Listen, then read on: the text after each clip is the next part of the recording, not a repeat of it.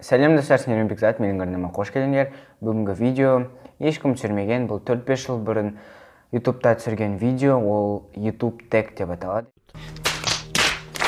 Мен сұрақтарын өзгертіп, өзімнің версиямды шығардым, сондықтан бұл видео сендер қызықты болады деп ойламын. Олай болса, осы видеоны аяғына дейін қараңыздар.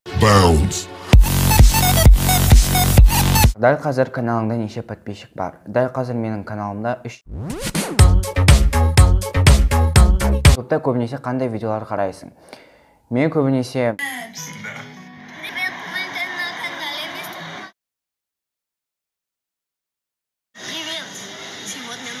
сұрақ, сүйікті ұл блогер Брайан Мапс. Свою музыку так поздно! 3 часа дня, не видишь, у меня ребенок спит!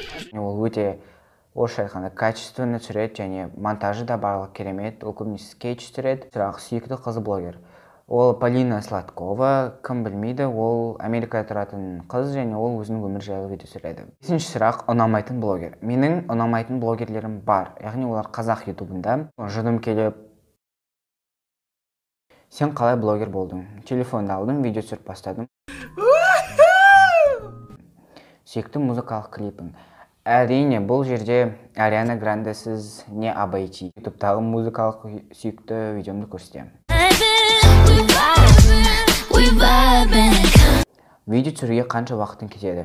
Дәл қазір осы видеоны түсіріп бастағанына менің 4 минутым кетті. Скетч болса, онда 1 сағат, 2 сағат, жарты сағат кетеді. Ал қарапайым осындай видеолар болса, онда минимум 20, максимум жарты сағат кетеді. В этом я не уверен. Монтажға қанша уақыт кетеді? Монтажға скетч болса, онда 1 сағаттай, 2 сағаттай, ал обычно осындай видео болса 20-15 минут. Қай программада монтаждайсың? Көбісінің сұрайтын сұрақтары мен KineMaster'дың взломанный түрімен монтаждаймын. Ең соңғы көрген видеом. Менің ең соңғы көрген видеом ол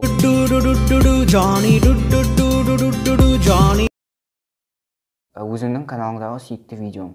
Ол менде Back to School видео. Ең алғашқы видеоның бөлігін көрсет. Мен осыдан 3-4 жыл бұрын видео түсіріп бастадым, және қазір мен өзімнің YouTube'дағы ең алғашқы видеомның бір бөлігін көрсетемін. Тут очень много крутых вещей. Всем привет! Иә, мен ол кезде осындай болдым, және осындай дауыспен. Пиздец нахуй, блядь! YouTube жайлы болған ыңғайсыз жағдай.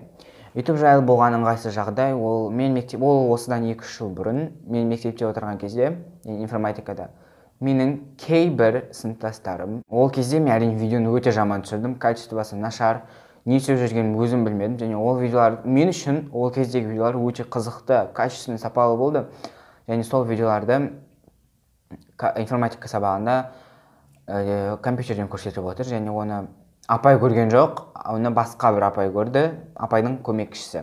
Сенің атың нені білдіреді? Менің атым ештеңе білдірмейді. Видеом жайлы жаман айтқан адамдар болды ма? Видеом жайлы жаман айтқан адамдар әрине болды. Бұл любой блогерде болатын жағдай. Осылайша бүгінгі видеомыз аяғына да жетті. Сендерге осы видео ұнады деген ойдамын. Ұнаса сақтың жоғары тұрған белгісін басып, подписаться дегенді басып, колокольчикті басуды ұмытпаңыздар. Және осы видеода көп лайк жинайық, әлеуметтік желілермен тіркелуді ұмытпаңыздар. Осы видеоның аяғында дейін қарағандарыңыз үшін рахмет.